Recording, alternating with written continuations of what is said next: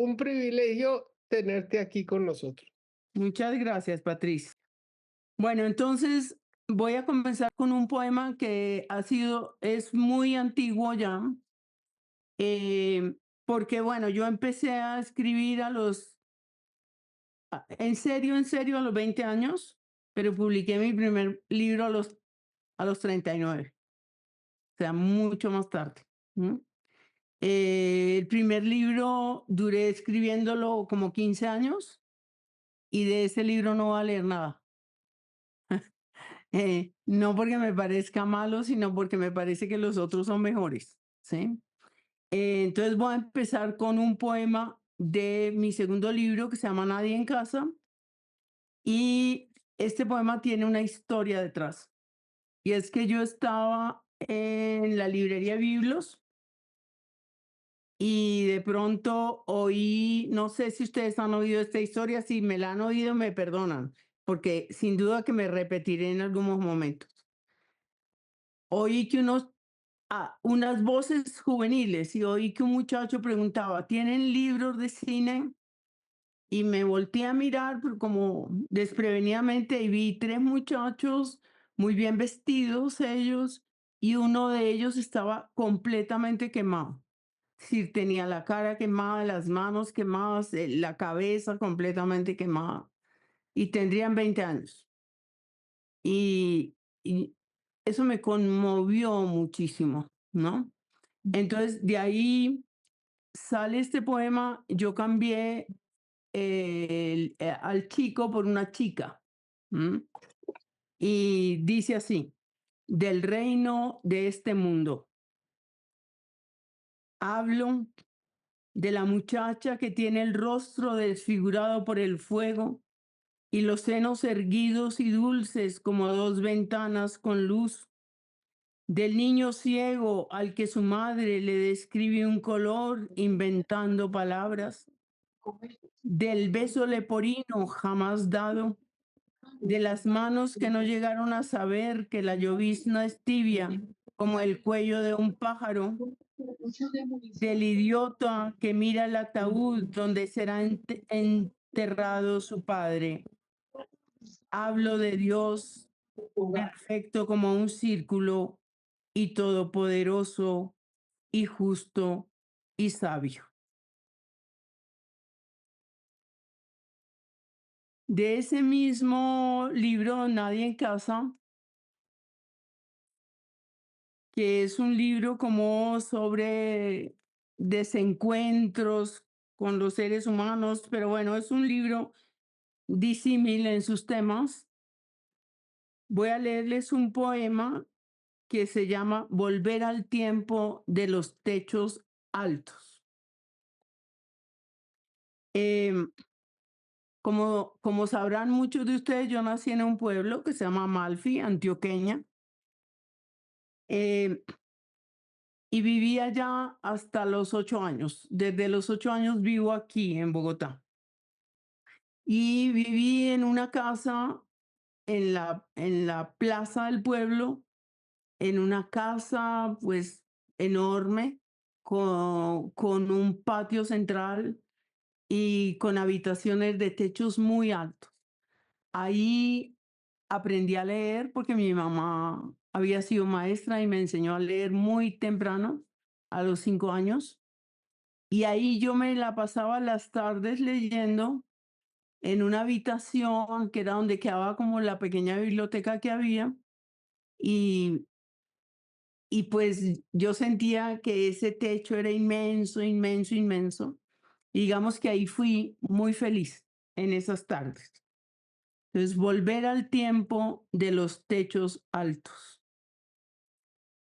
Volver al tiempo de los techos altos, de las vigas de sombra, a los cielos sin nubes, donde princesas besan la frente de los sapos, y abismarse al solar, donde la piedra aporrea porciones lavanderas, y que la tinta huela a tinta y brille toda la luz en medio del crisol que era el milagro abierto en la palabra de bruces, holgazana y acodada en la tarde leída letra a letra, y orinar lentamente en una esquina del patio entre azaleas que esperan mayo, antes que venga alguno, y cerrando los ojos lloviznados, sentir que corre el chorro azul de la inocencia. Bueno, de ese mismo libro,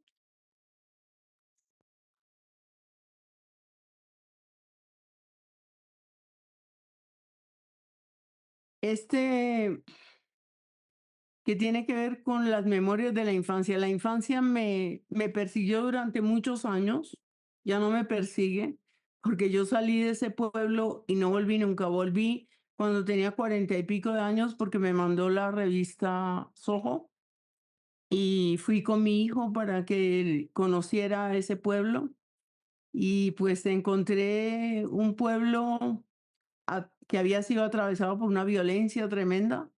No sé si saben que allá son los hermanos Castaño y de allá también es Monoleche. Estuvo el ELN durante muchos años. Entonces, mucho paramilitarismo, mucha violencia, muchos muertos. Algunos de los amigos de mi padre asesinados allá. Entonces, esto es el recuerdo, este libro, Nadie en Casa, recorre, no, esto es del hilo de los días ya, recorre los lugares de la casa, la sala, no programáticamente, pero sí algunos lugares importantes. Este es el comedor. Yo tenía, creo que les he contado, un papá muy bravo, un papá muy, no violento, pero un padre mm, como amenazante. Aquí golpeaba airadamente el padre sobre la mesa, causando un temblor de cristales, una zozobra en la sopa, volcaba el jarro de su autoridad aprendida, de sus miedos, de su ternura incapaz de balbuceos. Adelantaba su dedo acusador, y el silencio era como una puerta obstinada que defendía a los niños del llanto. Aquí solo hay ahora una mesa de cedro, unos tauretes, un modesto frutero que alguien hizo con doméstico afán. ¿Dónde los niños? ¿Dónde el padre y la madre arrulladora?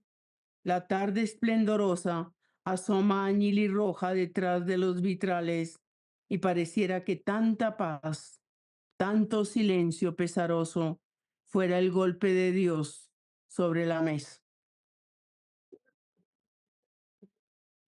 Y de este mismo libro, El hilo de los días, cuestión de estadísticas, que bueno, todo el mundo va a entender de qué estoy hablando aquí. Fueron 22, dice la crónica, 17 varones, 3 mujeres, 2 niños de miradas aleladas, 63 disparos, 4 credos, 3 maldiciones hondas apagadas, 44 pies con sus zapatos, 44 manos desarmadas, un solo miedo, un odio que crepita y un millar de silencios extendiendo sus vendas sobre el alma mutilada.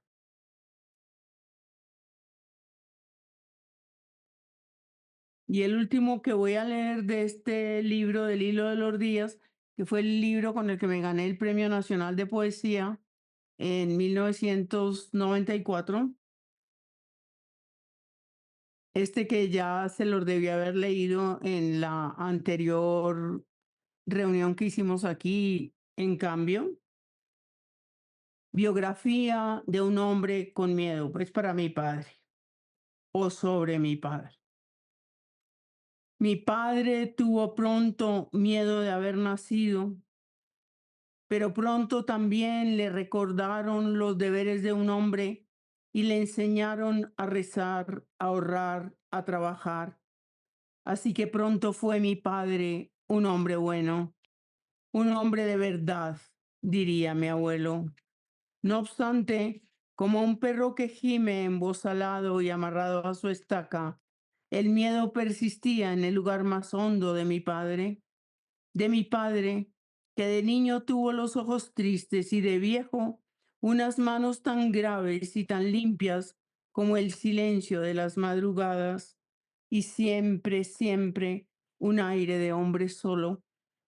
De tal modo que cuando yo nací me dio mi padre todo lo que su corazón desorientado sabía dar, y entre ellos se contaba el regalo amoroso de su miedo.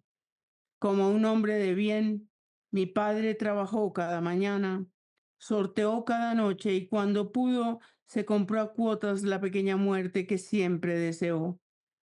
La fue pagando rigurosamente, sin sobresalto alguno, año tras año, como un hombre de bien, el bueno de mi padre. Bueno, ahora voy a leer de mi cuarto libro, que se llama Ese animal triste. Es un libro sobre el cuerpo, pero no es un libro como se suele entenderlo del cuerpo como erotismo, sino es como el transcurso del cuerpo. El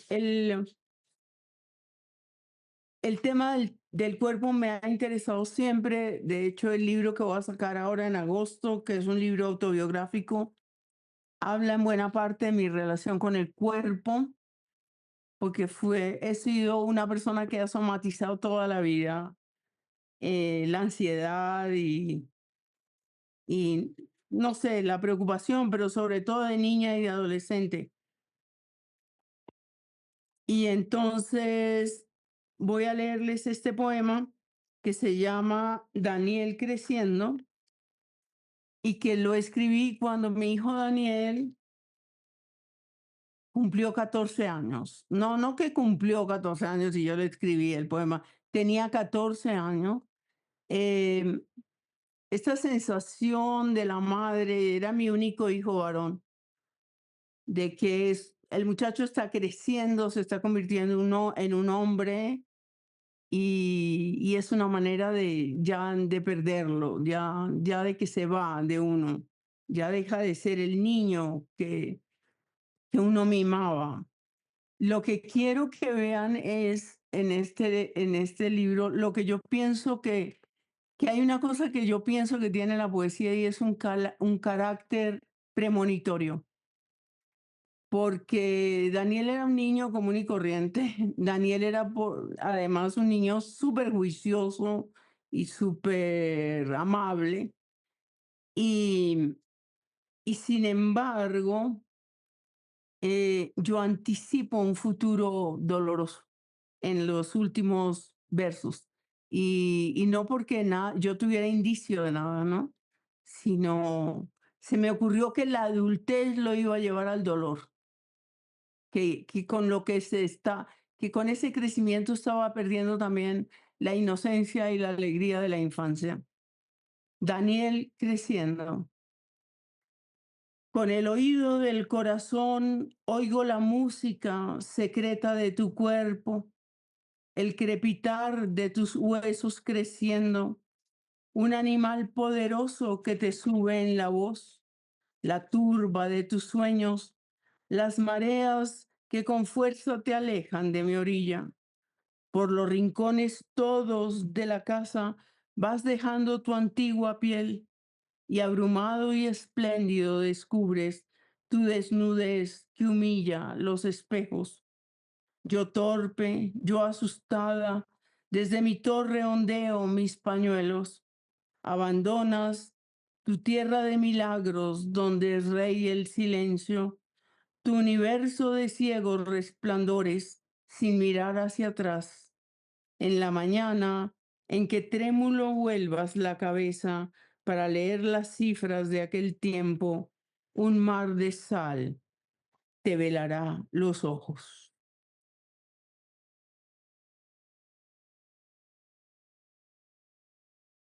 Este poema que voy a leer ahora,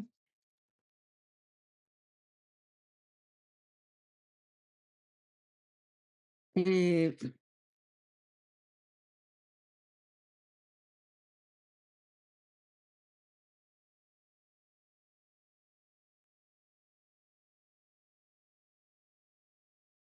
a ver, porque me perdí un poco.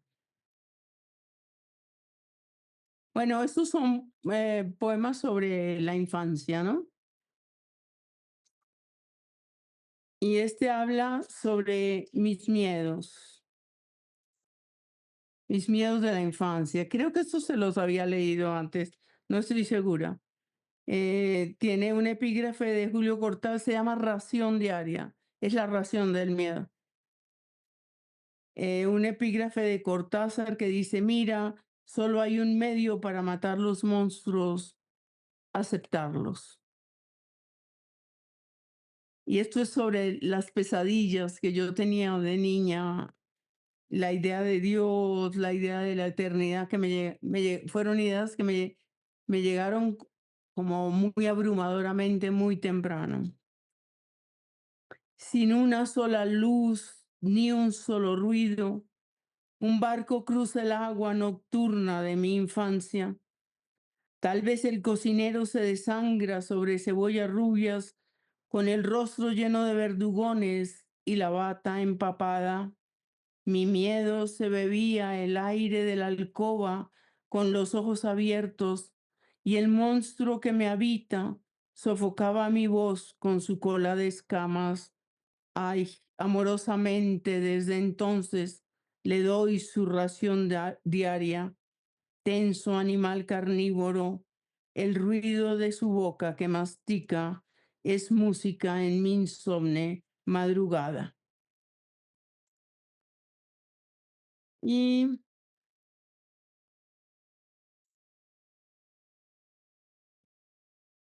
voy a leer ahora uno que se llama Alter Ego,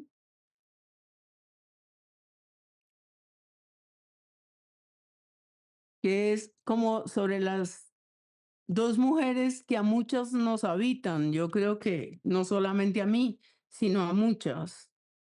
La mujer frágil y la mujer fuerte. La mujer que hace de todo y debajo la que tiene miedos. Y hablo en tercera persona como un recurso, como para sacarlo de lo meramente confesional.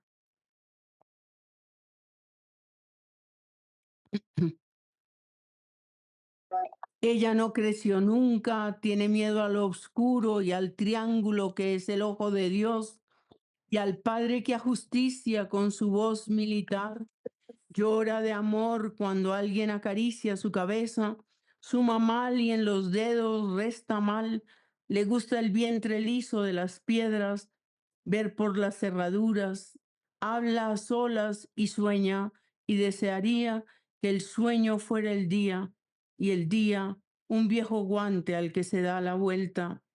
La otra va por ahí poniendo emplastos, compresas, cataplasmas, hace dietas, sabe dónde es Zimbabue, para qué es el amonio, lee a Candia, Sor Juana, surce su corazón con tal cuidado que no se note un nudo en el reverso, mira crecer manchitas al dorso de sus manos, respira lento y traga sus cuchillas.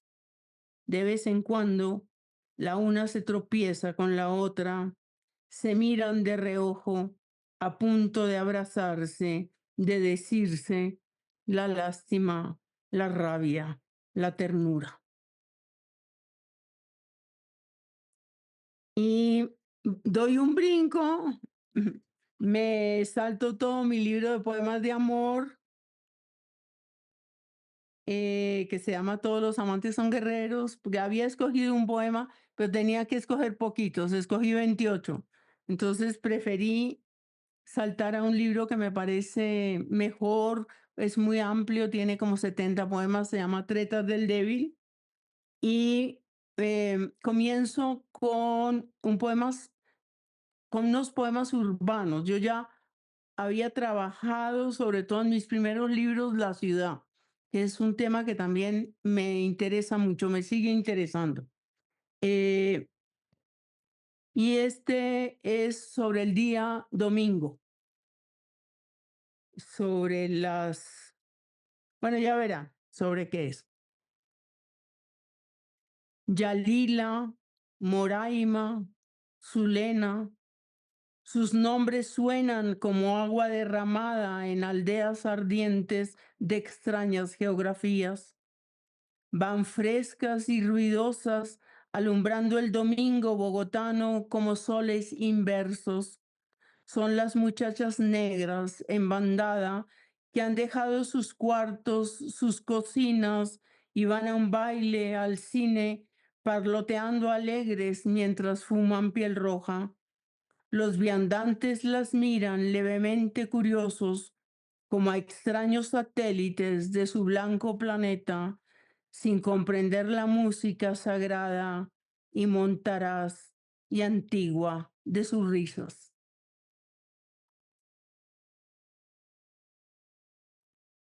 Bueno, y este es un poema que se los voy a leer básicamente porque detrás hay una historia sumamente curiosa. Yo estaba haciendo mi maestría en la Universidad Nacional. Yo ya era una mujer grande, tenía 40 y pico de años y me acababa de leer un libro de un autor que yo amo mucho que se llama Bohumil Hrabal, un escritor checo que tiene unas novelas extraordinarias. Y en una de esas novelas que se llama Yo que he servido al rey de Inglaterra, que es sobre el nazismo, Bohumil Hrabal tiene una imagen de un nazi que cuelga a un gato vivo de un gancho de carnicería. O sea, como una imagen suprema de la crueldad. Entonces esa imagen me quedó flotando en la cabeza y yo me imaginé, tuve una idea un poco loca y es, en estos países latinoamericanos, es decir, una metáfora para la necesidad. Si, si, si alguien matara a un gato, ¿para qué servirían sus partes?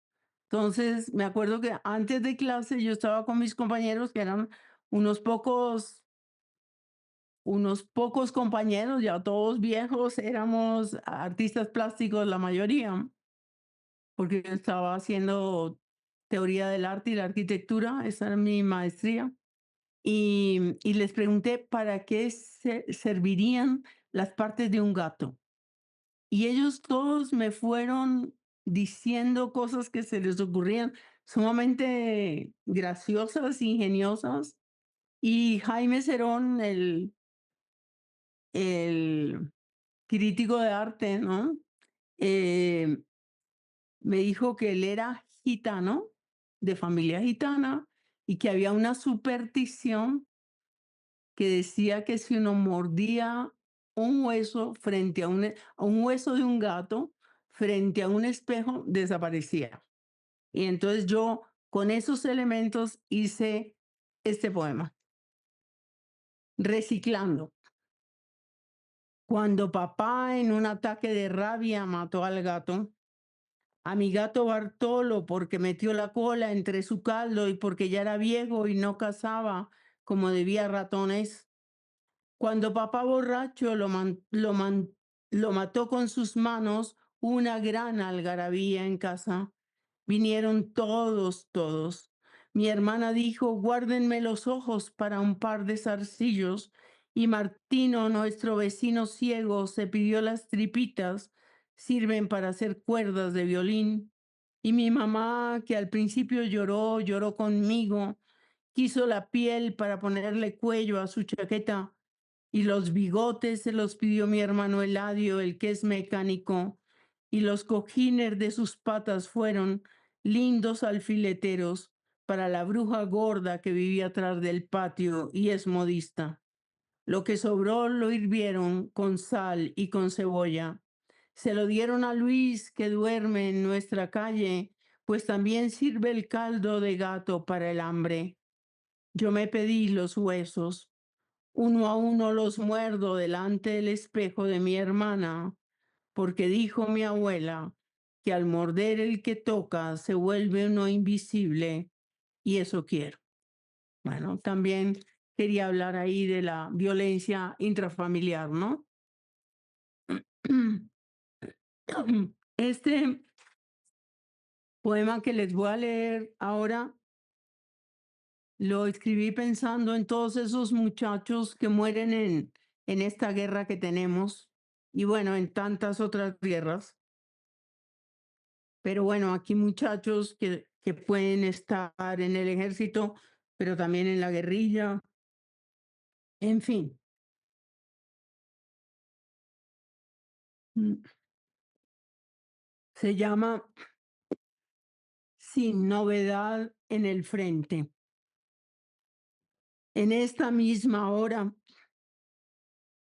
Cecilio estaría sangrando la vaca, le diría quieta con su voz nocturna, y Antonio en esta misma hora escribiría con su letra patoja, recibido. ¿Qué haría Luis? Quizá le ayudaría a su hermano menor a hacer sumas y restas, quizá se despidiera de su madre pasándole la mano por el pelo. Cecilio, Antonio, Luis, nombres conjeturales para rostros nacidos de otros rostros. Cecilio es negro como el faldón con flores de su madre. Antonio tiene acné y sufre los sábados cuando va a un baile y ve a una muchacha hermosa. Luis es largo y amable y virgen todavía. En esta misma hora, uno mira hacia el sur, donde su hermana ha encendido una vela. Un gallinazo picotea su frente. El otro parece que estuviera cantando.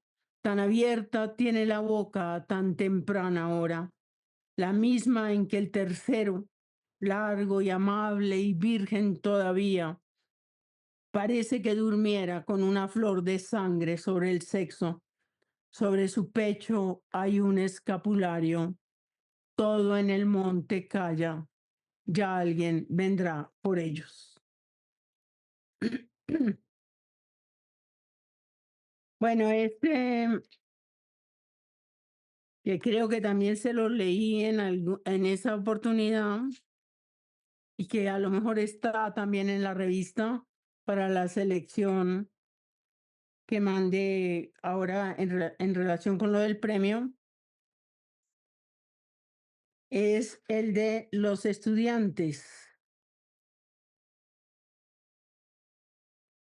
Que bueno, es a mis estudiantes, que los tuve todos y me parecían todos hermosos, hasta los más feos. Los saludables, los briosos estudiantes de espléndidas sonrisas y mejillas felposas, los que encienden un sueño en otro sueño y respiran su aire como recién nacidos, los que buscan rincones para mejor amarse y dulcemente eternos juegan ruleta rusa, los estudiantes ávidos y locos y fervientes, los de los tiernos cuellos listos frente a la espada, las muchachas que exhiben sus muslos soleados, sus pechos, sus ombligos perfectos e inocentes como oscuras corolas. ¿Qué se hacen? Mañana, ¿qué se hicieron? ¿Qué agujero ayer se los tragó? ¿Bajo qué piel callosa, triste, mustia sobreviven? Y este poema se lo escribí a mi mamá. Mi mamá tenía unos 2 añitos más de los que tengo yo ahora. ¿M? Y, y ahora mi mamá tiene 102, como sabe. O sea, que esto tiene que ver con lo que el poema dice. De tarde en tarde. A mi madre le gusta ir a ese café de sobrias lámparas, pedir galletas de vainilla, tomar 2 tazas de té negro con parsimonia como en un acto ceremonial. Hoy la he traído, pues, cediendo al gesto filial mi tarde laboriosa.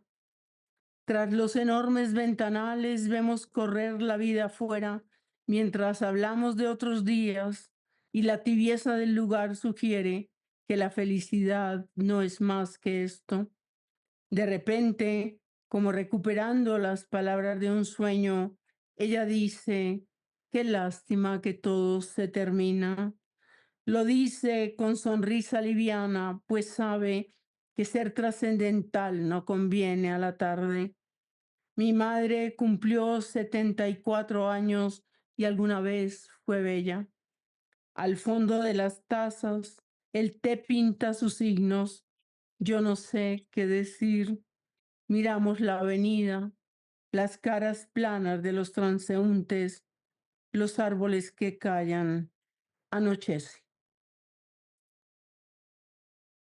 Y ahora voy a leerles de las herencias.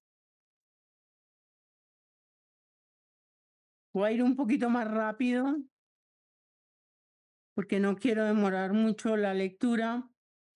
Voy a leer este que es sobre una noticia de periódico. Yo creo que los escritores nos inspiramos mucho con las noticias en general, con las noticias, pero las del periódico, las más minuciosas, por supuesto, como que nos pueden a veces conmover más.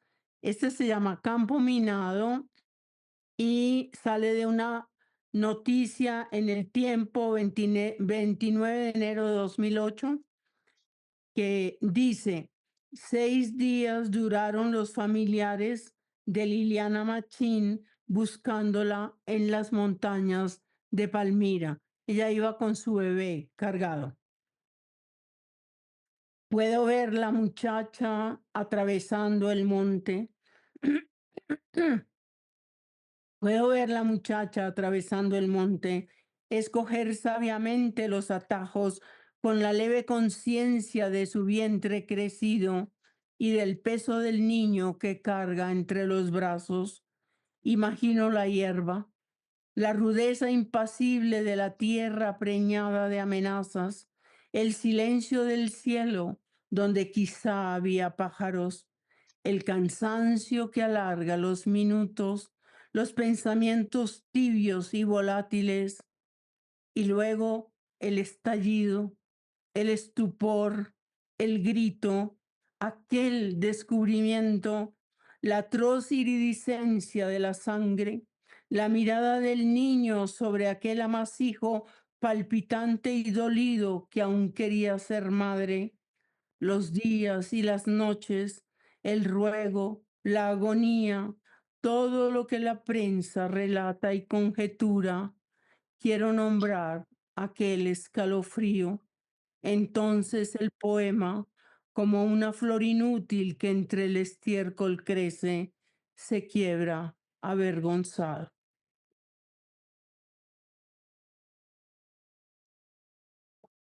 Bueno, este poema es de las herencias también que se llama Murciélagos.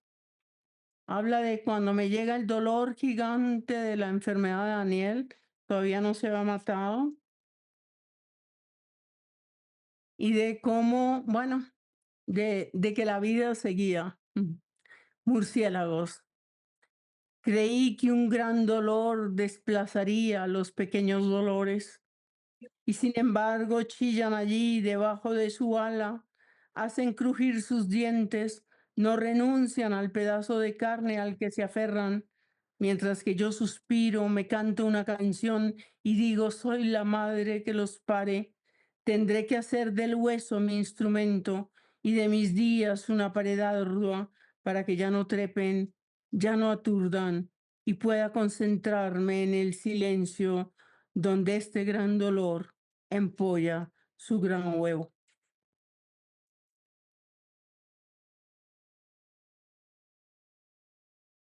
Eh,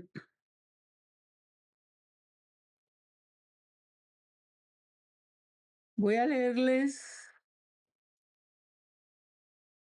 las herencias. Me voy a saltar uno que me gusta mucho, que se llama Las mujeres de mi sangre, sobre mis abuelas, mujeres que están detrás de mí y las que vienen. Pero bueno, es largo y más bien me voy a ir a este poema que se llama Las herencias, que es el que da título al libro, que es cuando descubro que Daniel tiene esquizofrenia, cuando imagino, porque bueno, sé de algún primo que también la tuvo, me imagino que alguien más la tuvo atrás. ¿M? Y tiene el epígrafe de Pablo Neruda que dice, enfermedades en mi casa. Hijo mío, me duelen las herencias. Esta culpa, zarza que arde y me quema y que no me concede saber cuál fue el pecado. En tu inocencia se mira mi inocencia como en un ojo de agua que me cuenta una historia que ya ha sido olvidada. Y otros hablan entre tus voces turbias y otros sufren de nuevo entre tus sueños y en tu silencio sufren otra vez más aquellos que están muertos y tu herida es una pena antigua que por mi sangre pasa y estalla en las entrañas en que nadaste un día. Me voy a ir a explicaciones no pedidas. Voy a leer eh, las cicatrices, que yo creo que muchos conocen, pero bueno, que es el poema que más le gusta a mis lectores. Eh, no hay cicatriz, por brutal que parezca, que no encierre belleza. Una historia puntual se cuenta en ella, algún dolor, pero también su fin. Las cicatrices, pues, son las costuras de la memoria, un remate imperfecto que nos sana, dañándonos, la forma que el tiempo encuentra de que nunca olvidemos las heridas.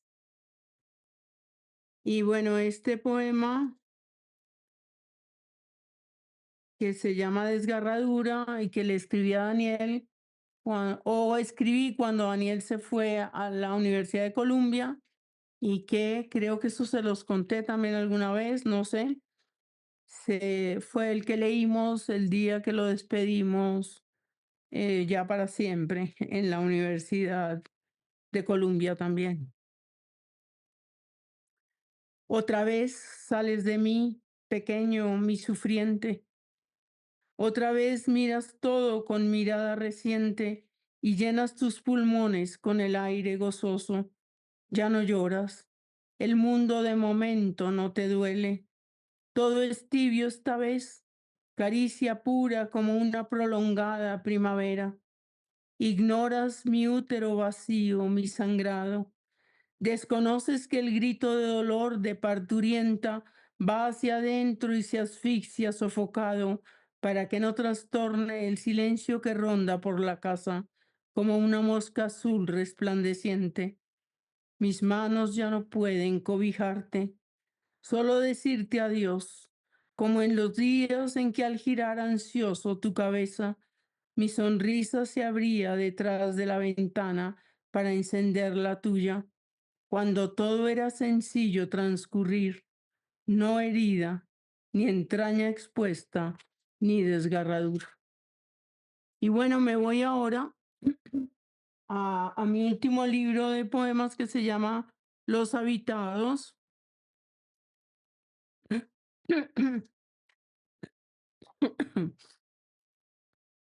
Voy a, voy a leerles solamente 3 poemas porque creo que ya la otra vez les leí algunos de estos.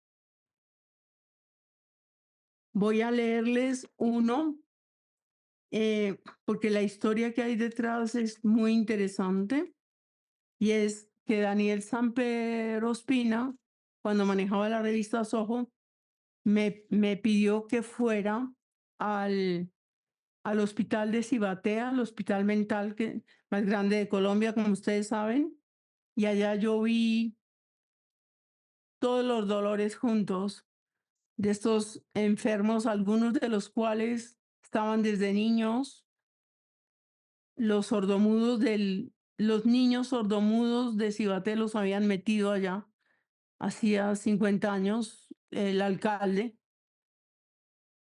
Y bueno, escribí esto que es una versión de un poema de Elizabeth Bishop que se llama Esta es la casa de los locos. Se llama Ora pro nobis. Por el sobreviviente que viene de lugares tan hondos que no he visto, por el que mira al piso como Pedro, que hoy me dijo que lleva su mal como una culpa, por el que ya no espera a nadie los martes y los sábados, por Nelson, que se presenta como Margarita, por el soldado que hace del comedor una trinchera, por Melco, que llegó aquí cuando tenía 6 años, por los que convulsionan y llevan cascos plásticos, por el que nunca encuentra la cuerda salvadora, por los rotos, los crónicos, los tristes, a los que mira Dios desde su altura. Y creo que voy a terminar, porque ya son las 8:44, con el poema que yo creo que es el mejor de este libro. Lo leyó Federico en una cosa muy bonita que me hicieron ahora el sábado en una librería. Él lo escogió como el poema que más le gustaba. En el borde. Lo terrible es el borde, no el abismo. En el borde hay un ángel de luz del lado izquierdo, un largo río oscuro del derecho y un estruendo de trenes que abandonan los rieles y van hacia el silencio. Todo cuanto tiembla en el borde es nacimiento, y solo desde el borde se ve la luz primera, el blanco blanco que nos crece en el pecho. Nunca somos más hombres que cuando el borde quema nuestras plantas desnudas. Nunca estamos más solos, nunca somos más huérfanos. Y bueno, creo que con esto, bueno, doy más o menos un paseíto por toda mi poesía, que es muy grande, como les digo, son como 8 o 9 libros de poesía, entonces escoger esos no era tan fácil, ¿no? Y bueno, ahora me gustaría, porque me parece que es lo mejor de este momento, tener con los que quieran una pequeña charla o que me hagan preguntas o bueno, lo que se les ocurra. Una maravilla, Piedad. Muchísimas gracias. Yo tengo una pregunta y ya los demás. Gracias, gracias. Eh, ¿Por qué no volviste a Malfi? ¿Cuál es el rechazo que hay con ese pueblo? No, Patricia, fíjate que no es rechazo, sino que para mí Amalfi fue como un paraíso. Allá me pasó, digamos, todo lo bueno que me podía pasar en la infancia. Una mamá muy cuidadora, un entorno hermosísimo de montañas como es esa región del nororiente antioqueño. Mis primeros contactos con las bellezas de la naturaleza. Allá vi por primera vez una luciérnaga. Me gustaba mucho el musgo que recogíamos para la Navidad. Me gustaba mucho también las ceremonias de, del Corpus Christi, toda esta cosa religiosa que tenía mucho de escenario teatral. ¿Ah? Pero también allá tuve mis primeros miedos y mis primeros contactos con la muerte, pues ya había muertos entre liberales y conservadores que traían del campo. Y también tuve la conciencia de que yo, niña, me podía morir. Y también viví con mucho horror toda la cosa del pecado y de Dios y todo eso que me metían las monjas en la cabeza. Pero digamos que allá descubrí la literatura.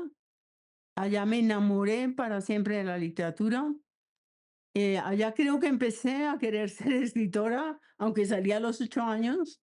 ¿M? Entonces yo no quería desbaratar esa imagen. Entonces mis papás sí regresaron en algún momento. ¿M? Y yo tendría 20 años cuando ellos regresaron. y yo no quise ir. Como te digo, Daniel Samper, que me ha hecho hacer varias aventuras en la vida, me dijo que me mandaba ya con un fotógrafo para que hiciera una crónica. Esa crónica está allá, en Soho. Bueno, entonces yo volví a un pueblo donde habían pasado tantas cosas tremendas y fue un reencuentro tremendo con mi pasado, porque yo me paré en la esquina de la plaza y dije, déjenme, no me digan nada, yo voy a caminar de acuerdo con mis recuerdos. Mi, mi abuelo había sido el notario, entonces yo empecé a caminar y me encontré con la que era la oficina de mi abuelo, luego con las casas de mis abuelos, que eran unas casas gigantescas, eh, con los que llamaban los turcos, que en realidad eran libaneses o palestinos, yo no sé, ¿no? Entré a algunas de esas casas donde estaban todavía las fotos de los abuelos con el fez, sí, sí, porque allá había como una migración de esa índole. ¿M? Y, y se me salieron las lágrimas muchas veces y cuando entré a mi propia casa, que estaba convertida la habían convertido en la alcaldía en un sitio donde guardaban los muebles. Entonces, digamos que fue una recuperación, ¿no? Pero bueno, luego vinieron otras experiencias menos gratas porque cuando hice la crónica, pues tuve que hablar de las violencias que han atravesado ese pueblo y me odiaron. ¿M? Y, y hasta ahí fue. Después volví y me hicieron un homenaje muy lindo como de desagravio, ¿no? Pero digamos, yo no había ido no por rechazo, sino por romanticismo, digámoslo así. Ok. No sé, Federico, Yo quisiera decir una cosa muy breve, Patricia. María Luisa, por favor. Ay, María Luisa. ¿Dónde Quería andas? decirte que quería decirte que gracias por ese reencuentro con tu poesía, que tú sabes que he amado siempre y que me ha acompañado en muchos momentos importantes de mi vida. Te quiero mucho y gracias por este entrañable momento. Ay, gracias a ti, gracias por estar ahí. Y está Mariana también. Aquí la veo. Bueno, Mariana, te he oído y leído mil veces, sí. También quiero mucho a Mariana, a María Luisa también. Piedad, yo quisiera intervenir. Sí, sí, María Elvira, a ver. A ver, Piedad, primero muy emocionada, muy conmovida, pero una curiosidad muy grande. Tú digamos, has mostrado tu amor por la literatura, em, eres una gran lectora y una gran conocedora, una gran maestra de la literatura. ¿Qué te hizo, aunque es escrito novela, qué te hizo decantarte más por la poesía que frente a la novela? Pues mira, María Elvira, que tampoco es así exactamente, pero te voy a decir cuál es el proceso. Eh, yo, yo en la adolescencia escribí mucha poesía, pero cuando entré a la universidad, que estábamos juntas allá, ¿no? En la misma facultad, eh, yo lo que quería era ser novelista, porque yo había leído toda la novela esa de Dostoyevsky, la novela francesa, todo eso. Entonces yo quería ser novelista, pero la universidad, em, de alguna manera, o yo me dejé castrar por la universidad, porque la universidad no incentivaba, si tú te acuerdas, para nada la creación literaria. O sea, nos educaban para ser o profesores o investigadores o editores o yo no sé qué. Pero bueno, Patricia también sabe, porque Patricia compañera también nuestra, ¿no? Entonces no nos hacían escribir. No. Y mientras los pintores estaban allá pintando todos arriba, Mm. con Roda y con todos esos maestros maravillosos, nosotras estábamos estudiando, era filosofía, estudiando la literatura, pero no escribíamos. Entonces, a mí como que me dio terror no estar preparada para la escritura, como que me abrumó todo eso que me llegó.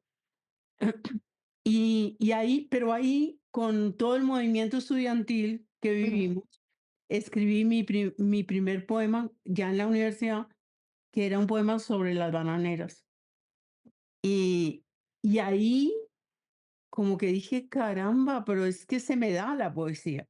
O sea, Ah, como que me asombré de mi logro, ¿no? Pues era un poema que me parecía muy bonito. Que luego lo perdí. Yo no sé si era bonito, ni feo, ni nada.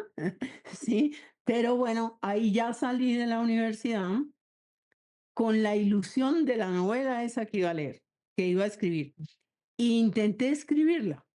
Como a los 24 o 25 años me puse a escribir esa novela y lo que salía era horrible. Y tuve como, por fortuna, tuve la autocrítica para decir esto no es. Pero bueno, yo había sido madre temprana, o sea, yo tuve mi hija en el quinto semestre de universidad.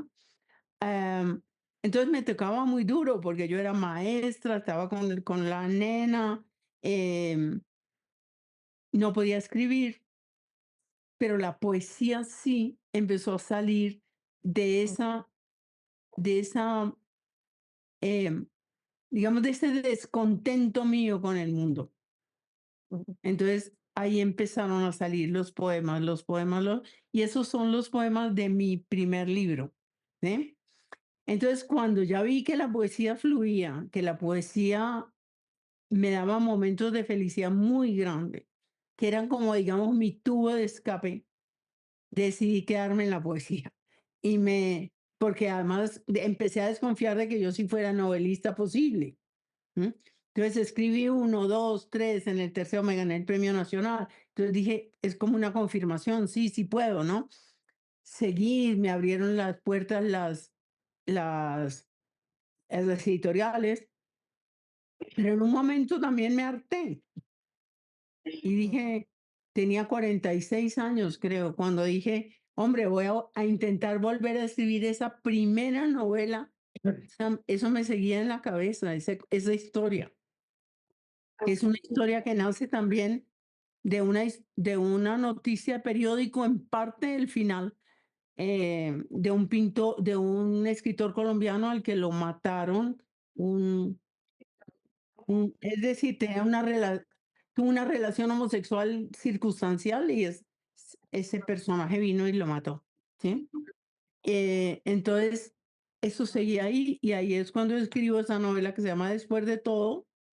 Y como dije el sábado en ese homenaje que me hicieron súper lindo en la librería, me envicié terriblemente a la novela. Entonces yo he escrito, María Elvira, como unas 7 novelas, no sé.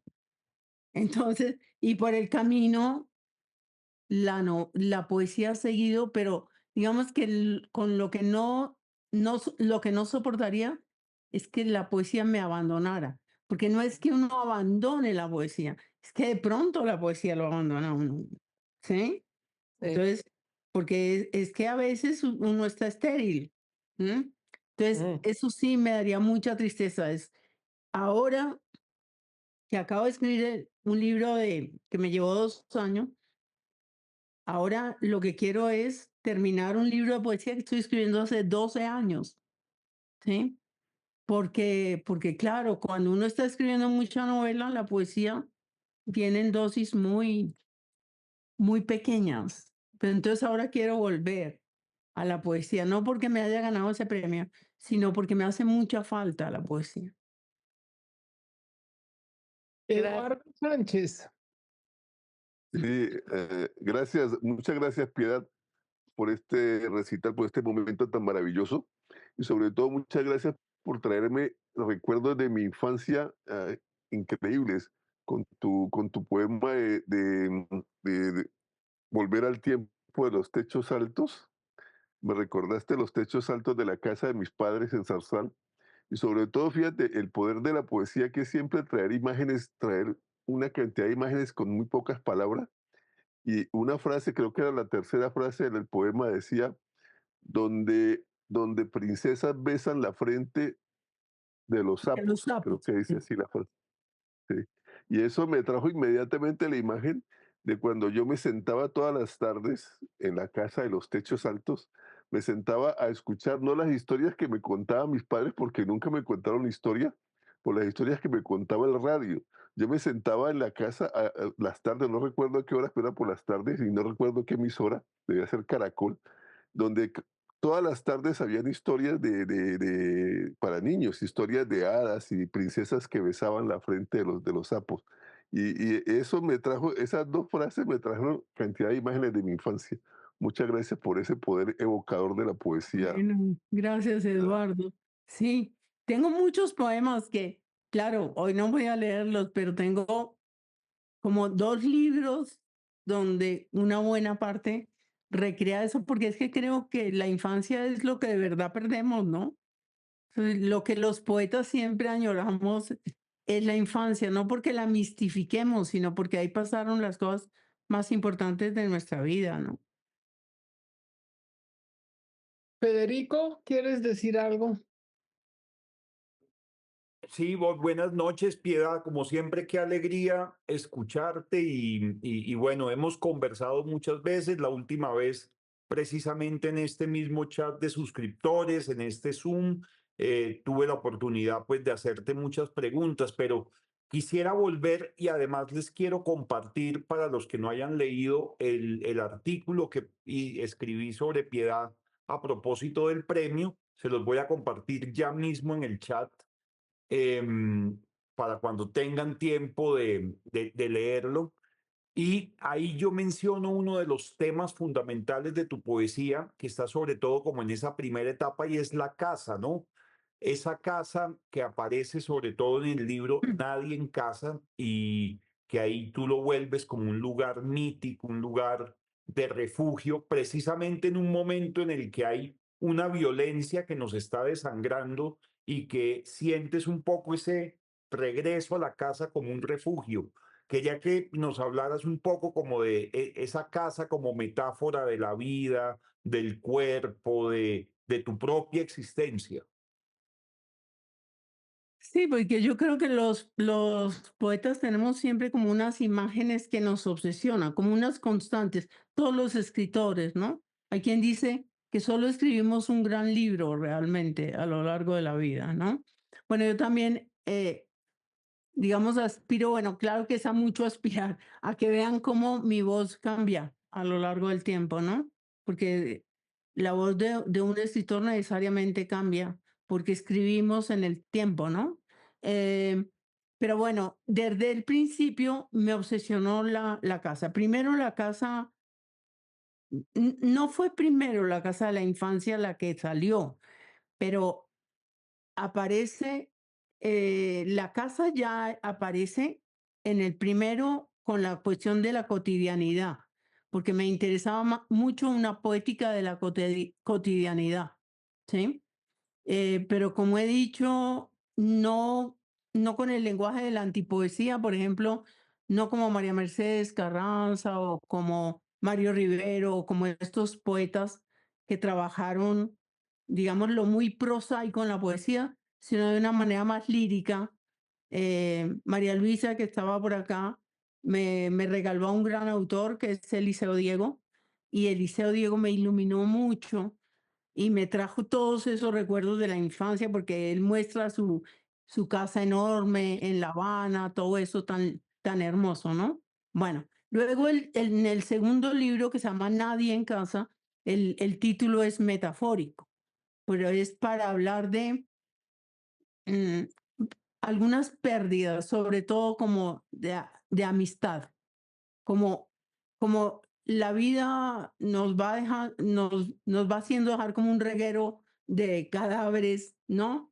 De pequeñas pérdidas que son grandes. Son los amigos de los que nos distanciamos, ¿no? De pronto o los amores que se van, en fin. Entonces, nadie en casa era una metáfora para eso. ¿M?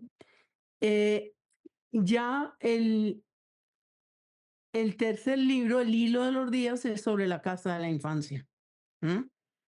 Y entonces lo que tú dices, Federico, eran los años 90, salíamos de la casa, no sabíamos si volvíamos, oíamos las bombas, oíamos la noticia de que había estallado la bomba en tal parte, La casa era un refugio, ¿sí? La casa era un tremendo refugio y en esa época muchos escritores colombianos, muchos poetas colombianos, empezamos a escribir sin darnos cuenta sobre la casa, sobre los patios de nuestra casa, sobre eso que nos daba techo y nos daba sensación de protección, que es también la sensación del útero materno, ¿no? La casa. Entonces yo después escribí el libro sobre lo que he dicho que es como la casa más íntima, que es el cuerpo, que es lo que somos, es la casa de nosotros mismos. Cargamos con nuestra propia casa. Y bueno, eso es una constante realmente en también en mi narrativa, porque qué hacer con estos pedazos es sobre la casa. No sé, me parece que es que todos tenemos un vínculo estrecho con la casa. Es muy poca gente no se siente bien en la casa, se siente más bien afuera, ¿no? Yo creo que la mayoría de los seres humanos sentimos un gran regocijo cuando llegamos a la casa, ¿no? De un viaje volvemos a la casa. Eso es siempre muy hermoso a la imagen de la casa. Muchas gracias, Piedad. Ha sido maravilloso estar aquí Muchas con gracias, ustedes. Piedad, por este tiempo y este rato tan especial que nos has dado a los suscriptores, fundadores de Cambio y a otros amigos a quienes invité.